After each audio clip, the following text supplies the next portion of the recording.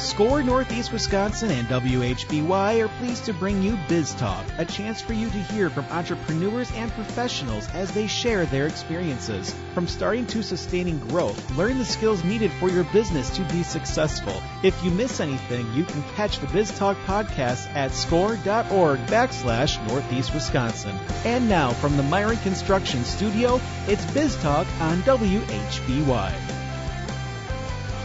And a good Saturday morning to all of you. Thanks again for tuning in to another episode of Biz Talk with SCORE here on WHBY. My name is Mary Rhode, and I am joined this morning on this beautiful July Saturday morning by Rick Sense. Rick, good morning.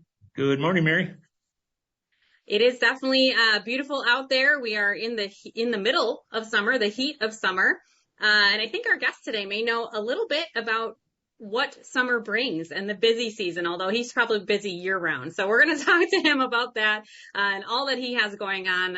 We're so pleased today to be joined by our guest, Brian Stenzel. Brian is the president of Boomerang Management. Brian, good morning. Good morning. Thanks so much for joining us. Boomerang Management may or may not be familiar to some of our listeners. But before we kind of dive deep into what Boomerang Management is, why don't you go ahead and take a little bit here and introduce yourself to our listeners, give them a little glimpse of your very amazing professional background and really your career path and what led you to this role with Boomerang Management. Yeah, certainly. I'll try to keep it as succinct as possible, but yeah, happy to be here. Happy to talk about it a little bit. My path is an unusual one, I guess. It's not the typical go to high school, go to college, know what career you're going to jump into and just go. Mine started very early, 11 years old. I started caddying at a place called Branch River Country Club in Manitowoc County. Did that for a couple years, which wasn't necessarily an easy job. I love golf and it was so awesome to learn how to caddy. But when you're 11, 12, 13 years old, working for some executives on the course and learning how to act professional and not goof around like a little kid was kind of a challenge. But that was my first job ever. It was one day a week. It was Saturdays at that point. And then I wanted to do some more and work some more. So I started caddying Thursdays and Saturdays. During the summer, I would bike from my house down. It was a little 5-mile bike ride to the golf course. And then got into the kitchen. Wanted to work even more than that during the summers and make some money. So I started dishwashing in the kitchen at Branch. And within 3 months, the lead chef there took me under his wing for some reason and said, "Come on over. I want you to help me on the line." So I started line cooking. 13, maybe 14 by that time. And I did that until my early 20s. Moved all the way up to a sous chef and even executive chef without any schooling at all, just learned on the fly. But that was a job I just kind of fell into and I was actually pretty good at, but it wasn't a passion of mine. So I kind of thought, what's next? What do I want to do that's actually a passion? And I thought of it, and it's music. I wanted to either be a bass player or a sound technician or a record producer, a manager, promoter, talent agent, any of that stuff. So I actually did pretty much all of those things. There was a band called Sweet Leaf that was playing at a bar called Studio East in Green Bay. And my wife was working at Days Inn at the time, and she got a band photo of them. And in the bottom right corner, it said Direct Hit Productions, talent agency right here in Green Bay. And like, oh my God, I thought you had to be in New York or LA or Nashville to work for a talent agency. So I said, this is what I want to do. I want to get involved in this industry. So I called and called and called and called. And finally they broke down and said, well, I'll give you a chance. Agents make commission, only commission. Are you good with that? And I'm like, well, I need to pay some bills. And it's like, well, I also flip apartments on the side. Are you handy at all? Well, I grew up pretty poor in Manitowoc County. My parents, we didn't hire anybody to do anything. If something broke, we fixed it. So being that kid holding a flashlight on every project, I think I picked up some things. And so in the morning, I would flip apartments, and in the afternoon, I was a talent agent. So I got doing that for a couple of years. And then being an agent, it's up and down. 1 month is feast, next is famine. So I dove in. I started being a sound technician. Started going with some bands out on the road in northeastern Wisconsin, making some side income. The local band Annex was one of my pet projects, so I started kind of managing them a little bit. Took them on the road down to Club La Vela in Panama City Beach, Florida, where they played for the MTV Spring Break. And although everything was going great, it just wasn't making a lot of money. So I always kept getting some side jobs, and those side jobs typically were with some bands and stuff, but there were some also running events, getting involved in the planning of those. So at some point I'm like, all right, I want to have a little bit more of a steady paycheck. So that's when I looked at Cumulus Broadcasting, actually. I'm like, it's entertainment. It's, there's music on all the stations, promotions, marketing. So I wanted to stay in that entertainment path, but have something a little more stable. So I jumped into that, started out in the sales department for a little bit, and moved into promotions and marketing, and was there 17 years. And we all know radio, you're not going to get rich quick by any means. So I had side jobs again, and I kept the band stuff going. I kept the running stuff going, just, anything I could do to make a little extra money. And then we got to a point with Cumulus where it just wasn't the culture I wanted to be in anymore. After 17 years, and radio changed and the company changed, that I wanted to look and do something else. So I got to a point where I realized I'm like, I'm just going to pivot out of entertainment if need be and find a company that has really good culture. And over the years, doing events, seeing this company out and about at the same events we were at, the only company that came to mind was Festival Foods. I'm like, I want to work for that company. That company has really, really good positive culture. So just like I did with Direct Hit Productions, I called and called and called and knocked on the doors. And about 2 years later, they brought me on as a public relations supervisor. And within a couple months, I took over the department, and we renamed it the Community Involvement Department because it was more proactive than what public relations usually is. That's usually a very reactive way of looking at things compared to community involvement, getting involved, getting out in the community. So my path took me to a spot where I thought, okay, I've landed. I'm now in just plain old corporate America. Entertainment's just something by the wayside. Maybe keep some side jobs doing that stuff.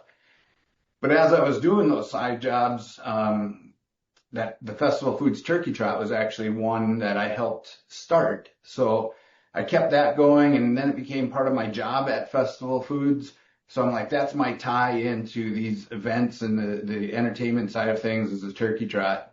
I also worked for a band called Replica at that time. So I kept my hands in it a little bit. But then one day Mark Scogan came to me and he's like, with your radio background, band background, I've always wanted to do a concert venue. If we find a place to do it, would you be interested in helping me? And I'm like, sure. So it was about 4 years. We were looking for places, nothing lined up, nothing worked. And then finally the Gordman's department store, Gordman's was going to go through bankruptcy and the building was going to come open.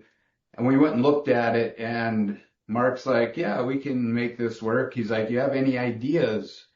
And I'm like, as a matter of fact, I do. I said, back in the mid-90s at Direct Hit Productions, me and Pat Hibbard, who was working with me at the time, we literally went through an exercise where we're like, if we won the lottery, what would be our ideal venue? And we wrote down these notes, and I showed them to Mark, and he's like, yep, make it happen. So that became Epic Event Center. And I would say 80% of Epic Event Center came from those notes. The other 20% was an improvement on some of those notes. So I was doing both duties at that point.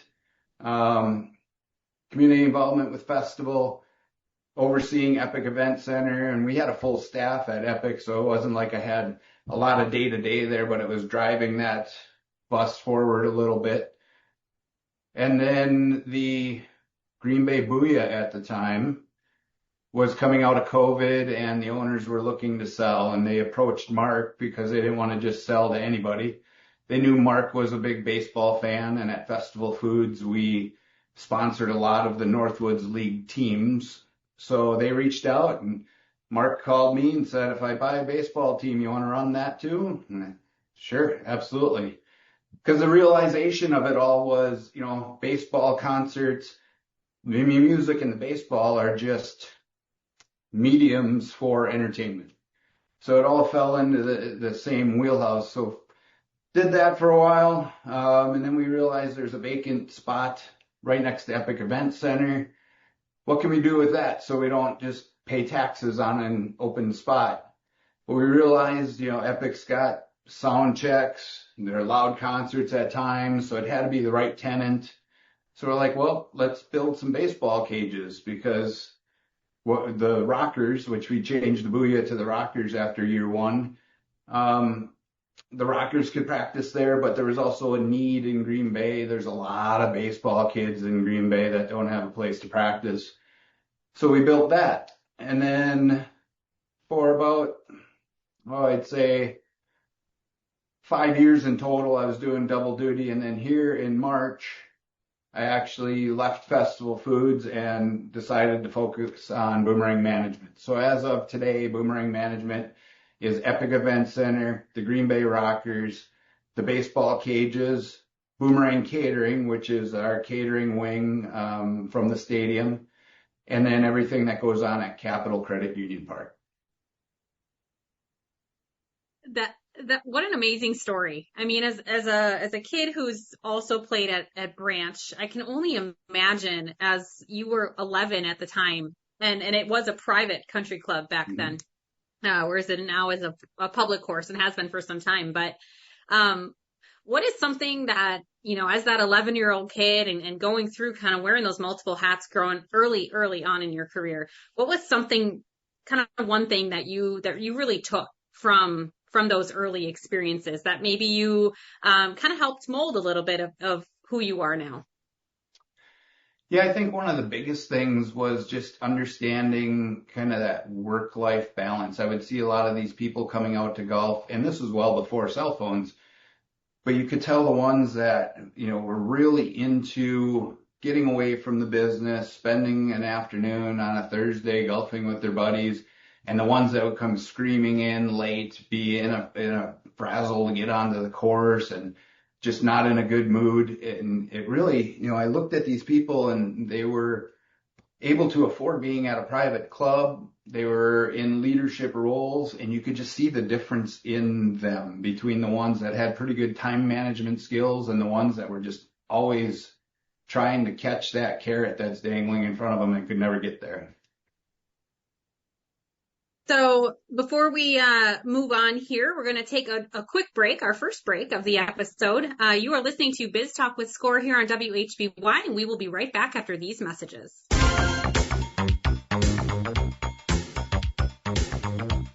Welcome back to Biz Talk with Score on WHBY. I'm Rick Stenzel along with Mary Rhode this weekend, and we are having a great conversation that we're going to get back to in just a little bit with Brian Stenzel, who's president of Boomerang Management. But first, before we do that, I'd like to just spend a few moments talking to you about SCORE. SCORE Northeast Wisconsin serves a 30-county area, primarily in Northeast Wisconsin. We have more than 30 volunteers, each an expert in their field, offering entrepreneurs no-cost and confidential mentoring. Those areas of expertise include IT, social media, marketing, cash flow, accounting, strategic planning, workflow, retail best practices, and many, many others.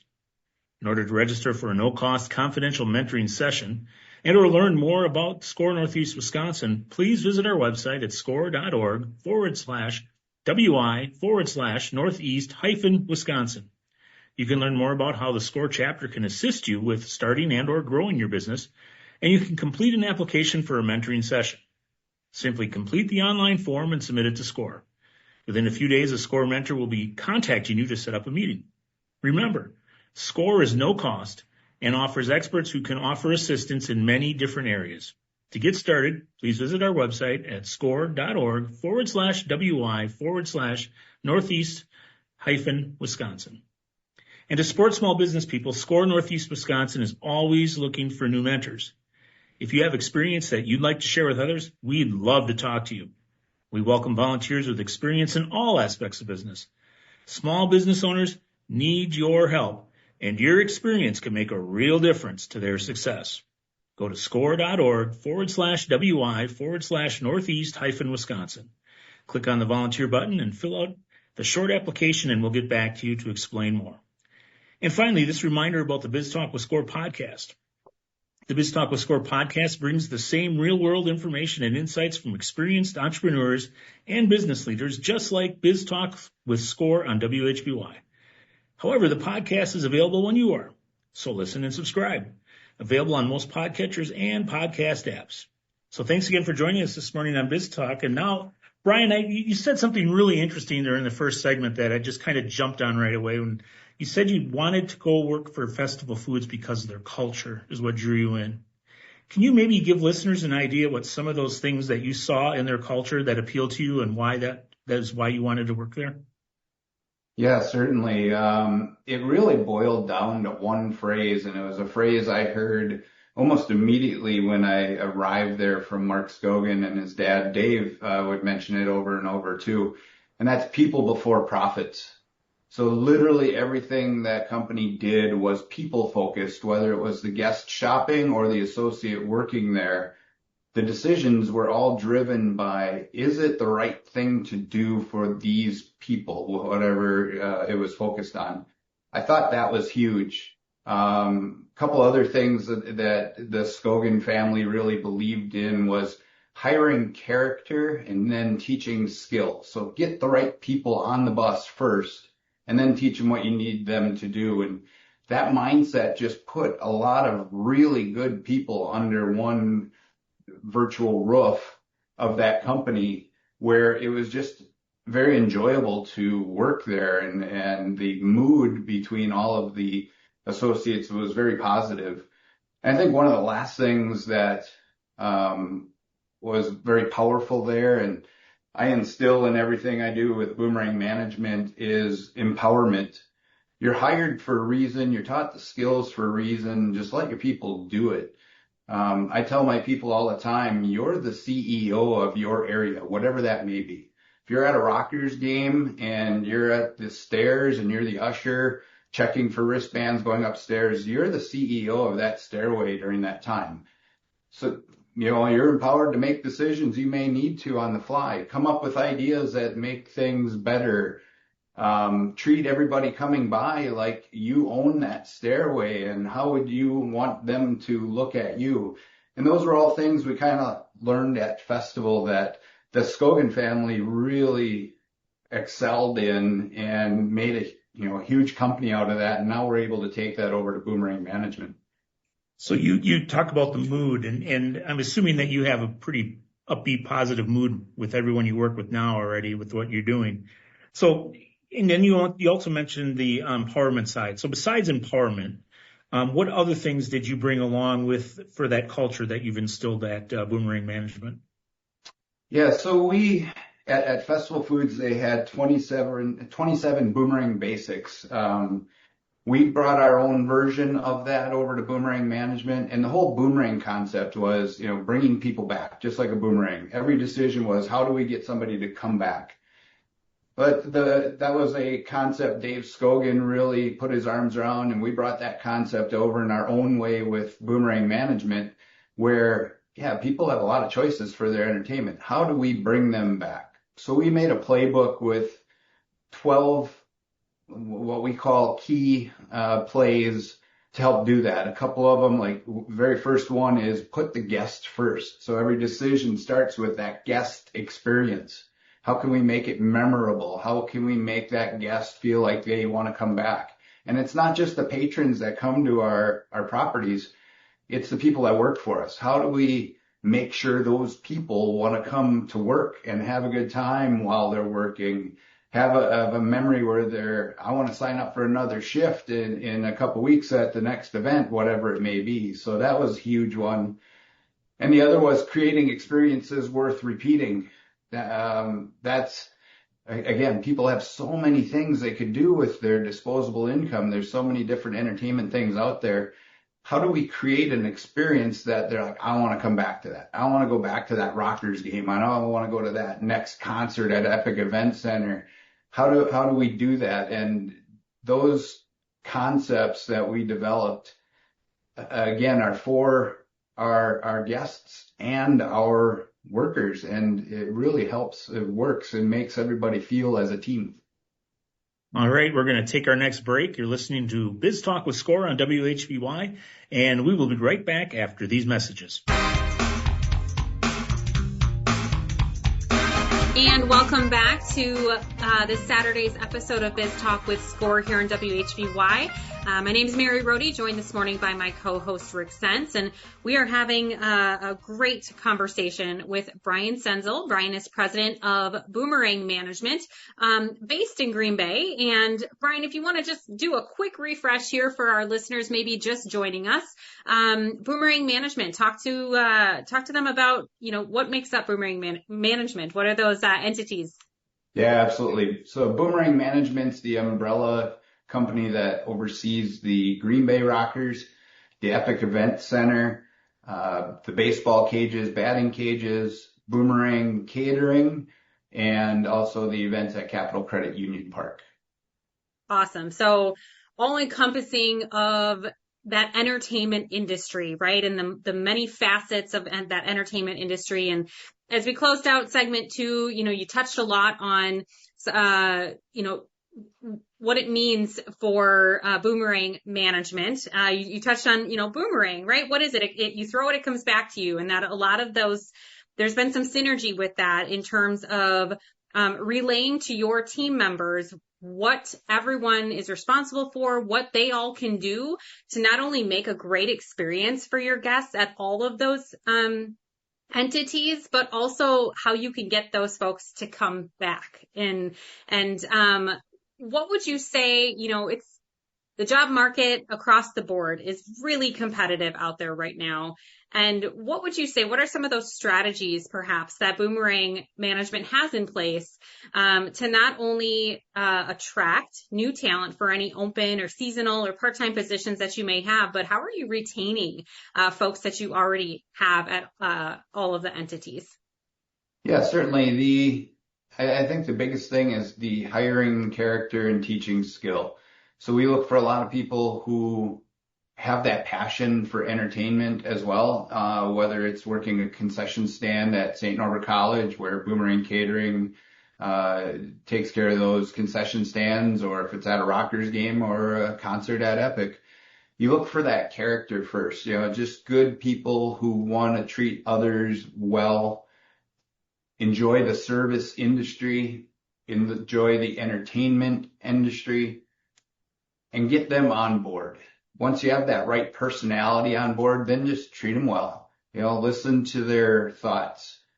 Let them brainstorm out new and better ways of doing things. Give them ownership of their area. Again, the CEO of your responsibility, that goes a long ways. And we've been very fortunate from the day we opened Epic Event Center to now. I think we've turned over maybe 4 people total.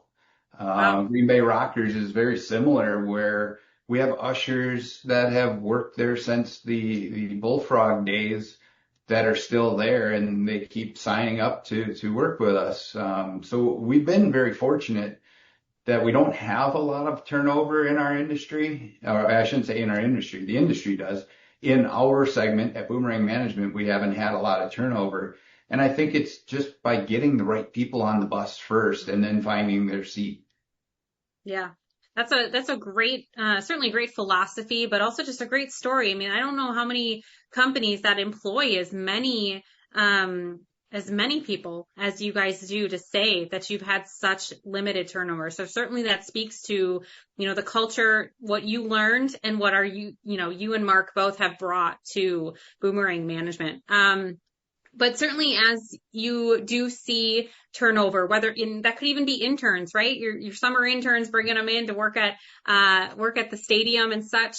How do you all kind of continue to build on that company culture and really, to your earlier point, empowering your folks to really own and control their area to provide those guests the best experience possible? Yeah, it's really the same thing, even with the interns. We do operate with usually 35 to 40 interns every summer. And it's the same mentality. We'll teach you what you need to know. And then from that time forward, it's your area. How do you want to take care of that area? How clean do you want that area? We'll make it that clean. How good of a service do you want to provide? Well, then provide that service. It's kind of like, a 16-year-old with their first car. They always go out and they're cleaning it all the time and waxing it, making sure it's just right. But that's kind of the same thing, is we give you all the skill and now it's yours. We're going to sit back and be that resource to help you. Certainly, we'll remove barriers that might be getting in your way.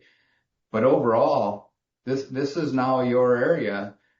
Take it and run with it. And it's worked very well for us. And we have a lot of interns that recruit new interns for the next year or come back again. We have a couple that they're back this second year with the Rockers and looking to come back a third because they're just getting started in their college journey.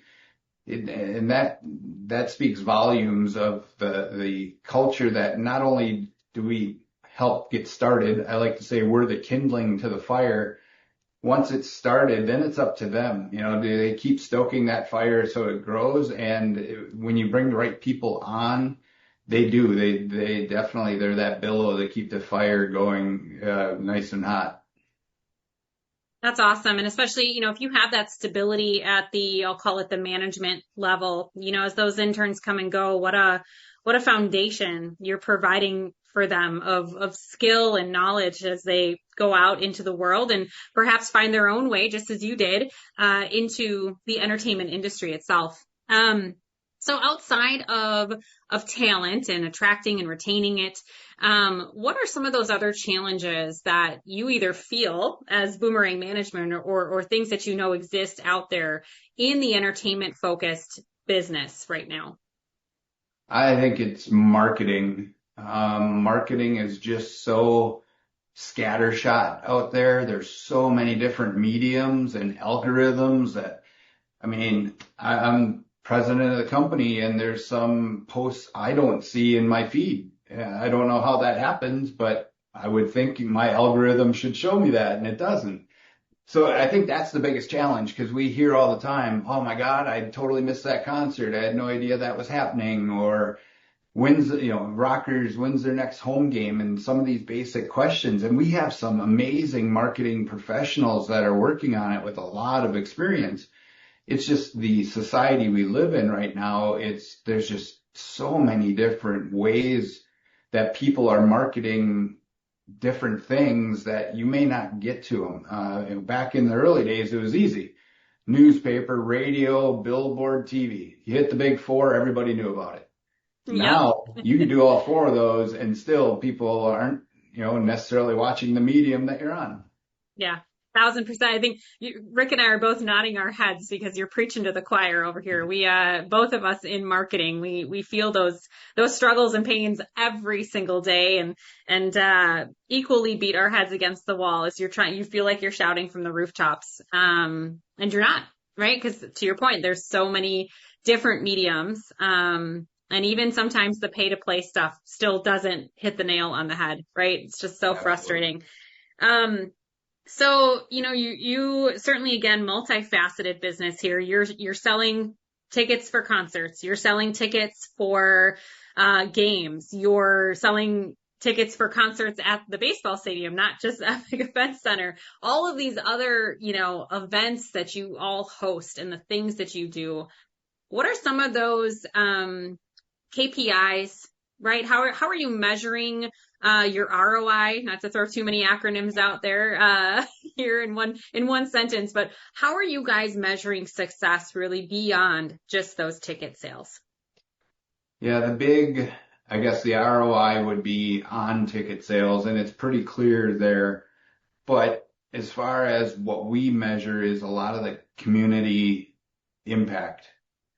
Monitoring social the next day. Were there a ton of people who said, "Oh my God, I had so much fun here. You need to go to this next event or concert or baseball game." Standing at the doors, our managers stand at the gate or the doors as people are exiting. Are they leaving happy? Are there big smiles on their faces? Are there cameras taking selfies and pictures? You can just feel the vibe of, did people have a good time? Did we create that memory for those people? And I think outside of the financials and the ticket sales, that's our biggest thing is, did we create that memory for someone?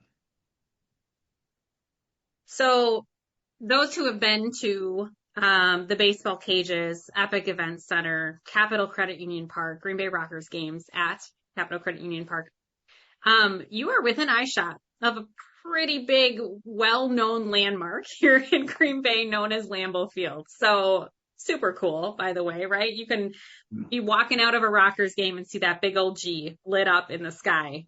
So just, those of us that certainly live here, grew up here, whatever the case may be, I think sometimes we may take Lambeau for granted sometimes, but it has certainly brought a ton of notoriety to Greater Green Bay. Really, it's helped, right? It's put us on the world stage and all of that. But having your companies based and rooted mere blocks, right, from Lambeau and just really based here in Greater Green Bay, how would you say that has impacted really your business operations as a whole? And you already touched on a little bit of community engagement, but maybe what are some of those ways that you're continuing to really ingrain your brand into the community?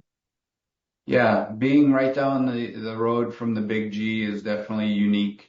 The bands and players don't make decisions because of Lambeau being right down the road, but when they're here, it's definitely a highlight.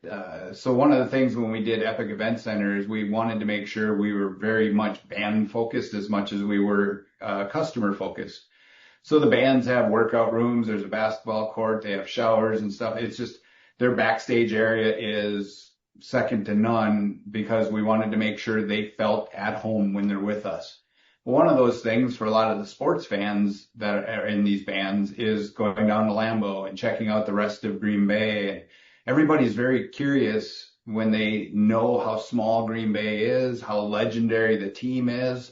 They want to see the rest of the town and just kind of experience the whole thing. So we help to make sure that the bands and players are the same way. The baseball players that come into town, it's like a mystique that opens the door. So they see Lambeau right away. They know about the Packers, and then they just want to check out the rest of the town because they know how close-knit this area is. And they know there's more to us than just football, but it's a pretty good foundation to start. Yeah.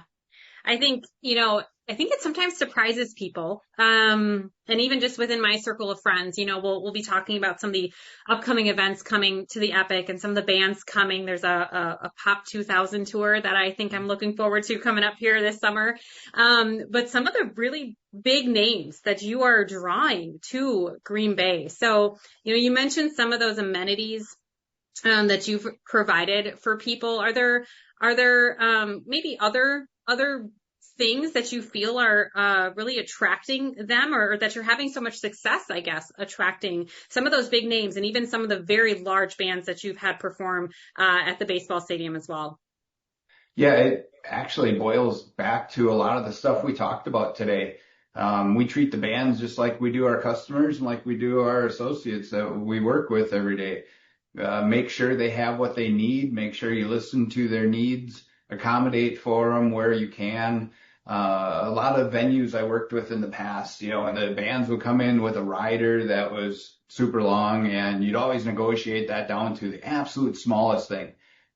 We don't. We look at the rider and we're like, if that's what they want, let's give it to them. And at the end of the day, we look at our expense over the year. We didn't really spend that much more, but the experience, they walked in and there's a tray of food that they asked for and the right sodas and beers and food. We just feel like giving them that feeling that they're at home, they have what they need, what they want. It just makes them so comfortable from the get-go. And then the way the building was designed, I mean, it's super easy to get to the stage with all the equipment. The stage is nice and big. We have state-of-the-art sound and lights, so everything is exactly what the bands want. And if it's not, we'll get it, because we know they need the tools they do to put on the best show they can. So let's give them those tools. So it boils back down to, okay, that band, they're the CEO of the stage that night. What do we need to do so that they can put on the best show they possibly can? Or, like this summer, we have Megadeth and Leonard Skinner coming to Capital Credit Union Park. These guys have been on the road forever. When they do their advanced calls and they're looking for all the details, we're like, yep, got it. Yep, got it. And by the time they show up into town, they know we have everything handled and ready to go. It just starts everything off on the right foot. So as you guys are looking kind of to the future and keeping tabs on what's going on in your industry as a whole, and having, those three brick and mortar businesses that you're trying to attract thousands to every year, what are some of those trends that exist out there in the entertainment industry that you guys are really paying some close attention to right now? I think some of the biggest is that the Gen Z are really gravitating to rock and classic rock that they hear through TikTok. It is amazing how many of these classic bands that were unknown 4, 5, 6 years ago are now trending with the Gen Zs. That's something we're really paying attention to. We're also paying attention to the trend on kind of a little sadder note is the secondary ticket market. A lot of people are getting scammed by fake ticket selling websites. There's a lot of legislation going on right now to try to stop that, and we're definitely in support of it. We are members of NIVA, which is the National Independent Venue Association.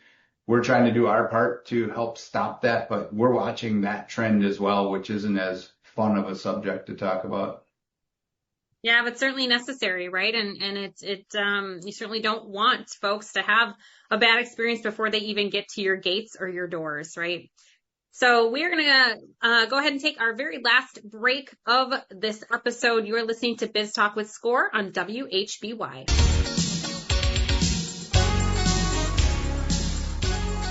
Welcome back to Biz Talk with Score on WHBY. I'm Rick Stenzel along with Mary Rhode this weekend, and you're listening to a great interview and discussion we've had this morning with our guest, who is the president of Boomerang Management. That's Brian Stenzel. And we're going to get back to Brian in just a few moments. But first, I want to take a moment to thank our sponsors here at Biz Talk. Haling & Associates helps small businesses and individuals not just prepare tax returns, but plan for the future. Haling & Associates. Personal connection, positive results. Whenever you are in life or the life of your business, Johnson Financial Group works to match the banking and wealth services needed to help you complete your mission. Thank you to the Business News for promoting our program in the biweekly newspaper, serving Northeast Wisconsin with the latest business news and topics for the region. We are grateful for the support of Community First Credit Union. At its core, Community First is a community of member owners where people work together to improve their financial well-being and to help one another. New North, the Regional Marketing and Economic Development Corporation, is an active supporter of SCORE. The New North facilitates economic growth and helps people in this region live their best lives. And since 1919, Baird has guided families through investment, trust, estate, and tax planning advice. So no matter what the future brings, you can be confident you're ready, because your family is Baird's focus. All right. Thank you again to our sponsors. And Brian, can you give listeners some information on how they can get a hold of you or learn more about the organization? Certainly. Our website is boomerang-management.com. There's a link there for each one of the individual entities, along with ways to get a hold of me if you'd like. All right. And with that, I'm going to turn the show back over to Mary. All right. So as we closed out our last segment, we touched on trends and some of those things that you all are paying attention to when it comes to the entertainment industry. But let's turn the table here just a little bit and talk specifically about Boomerang Management. What do you guys have right now in your out your windshield, so to speak? Things that you guys are looking, whether it's something you're aspiring to, looking to do or build or add, whatever that may be, but also some of those things that are maybe exciting to you guys and things you're looking forward to, whether it's, the latter half of 2026 here, believe it or not, we're halfway through already, or, beyond 2026. What's in focus for you guys right now? So the biggest focus for us right now is finishing out the rest of the summer. Looking at the Rockers, we won the championship 2 out of the last 3 years, and we're looking to make a run for that again yet this summer. So that by mid-August, we'll know if we succeeded there or not. But team looks good. Looking forward to that for sure. 2 big shows, the Leonard Skinner Megadeth show. Those are in our sights. Definitely putting a lot of focus on that for this summer as well.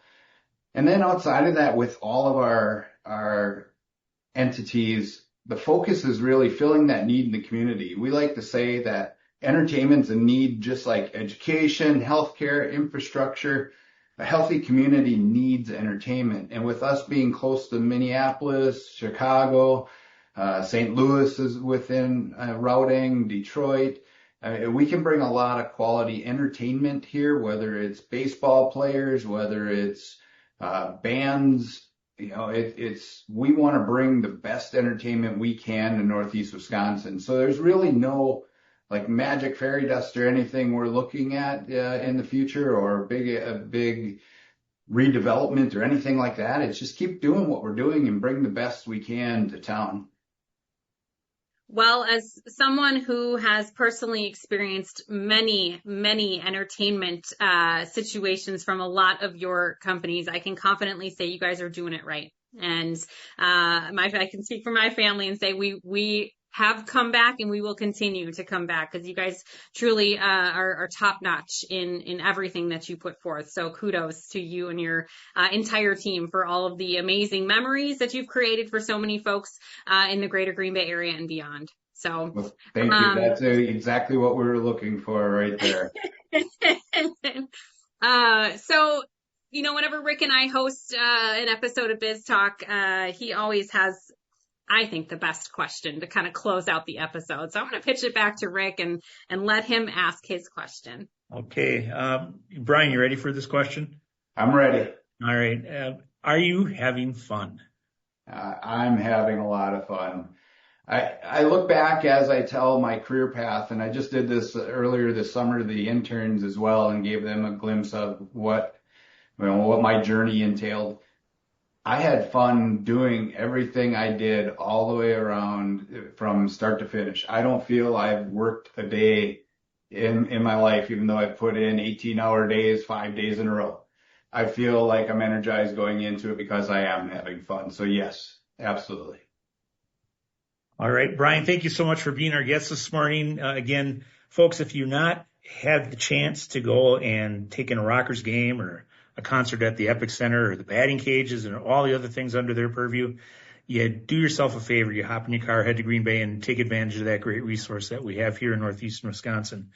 Thank you again to you being a guest this morning. And for the listeners out there, thank you for listening to the show. Without you, we wouldn't have a show. And thank you again to our sponsors. Just remember that we do have a lot of resources available to you on our website, and feel free to check those out. Most of them are at no cost to you, and you can go ahead and check them out and hopefully apply some of those things that you're looking to do in your business and maybe have some expertise and advice along the way with that. offering we have there. So thanks again for listening, and have a great rest of the weekend. Take care.